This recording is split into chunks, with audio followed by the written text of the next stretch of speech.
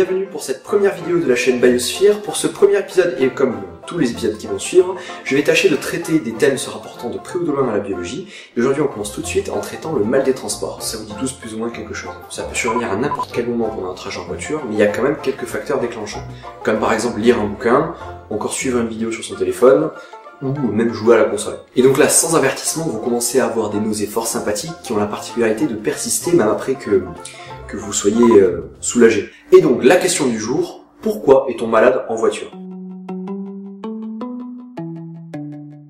Si vous êtes observateur, vous aurez remarqué que le chauffeur n'a jamais le mal des transports. Donc ce n'est pas parce qu'il est entouré d'une espèce de halo divin protecteur, mais parce que la cinétose est due à la perception des mouvements. Et il se trouve que la perception des mouvements est différente entre celle du chauffeur et celle des passagers. Bon, venons-en au fait. Il faut savoir que la perception du monde qui nous entoure ne se fait pas que grâce aux yeux. Et plus particulièrement pour ce qui concerne le mouvement qui est en très grande partie perçu par notre oreille interne. Prenez une expérience simple. Lorsque vous êtes en voiture, bandez-vous les yeux et laissez-vous guider. Inutile de préciser que c'est une très mauvaise idée de faire cette expérience en tant que conducteur. Et là, magie, vous savez précisément dans quel sens tourne la voiture, si elle arrête ou si elle accélère. En fait, cet organe fonctionne à la manière d'un gyroscope en informant votre cerveau de la position que vous occupez dans l'espace. Ensuite, il fonctionne également à la manière d'un accéléromètre en informant le cerveau de l'accélération que votre corps subit. L'accélération, c'est la variation de la vitesse au cours du temps. Mais notre cerveau, l'organe qui reçoit toutes ces informations, est quand même relativement complexe. Pour proposer une réaction la mieux adaptée pour l'organisme, il a pour habitude de compiler les différentes informations lui provenant des différents organes sensoriels. Et là, les trajets en voiture posent problème. En fait, ce qui se passe lorsque vous êtes dans un trajet en voiture, c'est que la voiture bouge. Donc, elle tourne, elle ralentit, elle accélère. Tous ces mouvements sont perçus par l'oreille interne qui donc informe le cerveau que vous êtes en mouvement. Jusque-là, pas de problème. Seulement, en parallèle, on a les yeux qui perçoivent tout un décor qui lui est immobile. Le fauteuil devant vous ne bouge pas, votre collègue à votre gauche ne bouge pas, et les différentes cloisons de la voiture ne bougent pas non plus. Du coup, l'interprétation qui va en être faite, c'est que vous ne bougez pas, vous êtes immobile. Et donc, on se retrouve avec une contradiction au niveau du cerveau.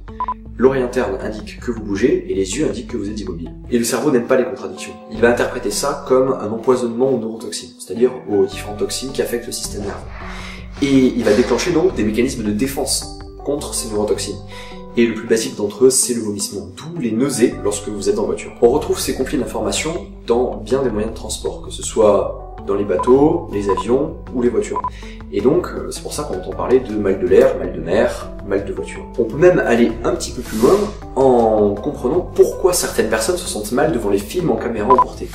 C'est le même concept, sauf que là c'est l'inverse. Votre oreille interne vous informe que vous êtes immobile puisque vous êtes assis sur votre chaise, et les yeux pensent que vous êtes en train de bouger puisqu'ils voient le film où c'est depuis les yeux d'une personne qui bouge. Bon, maintenant qu'on sait d'où vient le mal des transports, comment faire pour s'en prévenir? Bon, la première solution low cost, c'est juste de regarder par la fenêtre pour tenter de voir avec les yeux les différents mouvements de la voiture, et donc d'éviter les conflits d'informations.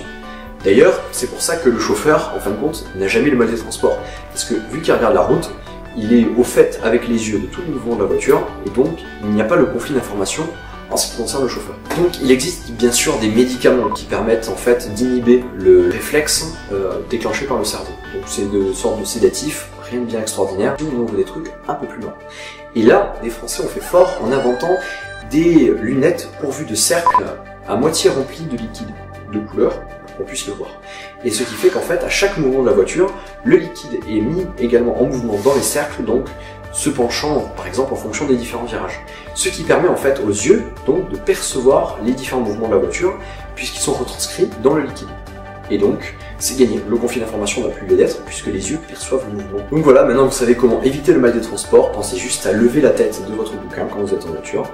Et n'hésitez pas à partager cette vidéo si elle vous a plu, mettre un pouce bleu éventuellement. Moi je vous dis à la prochaine pour les prochains épisodes.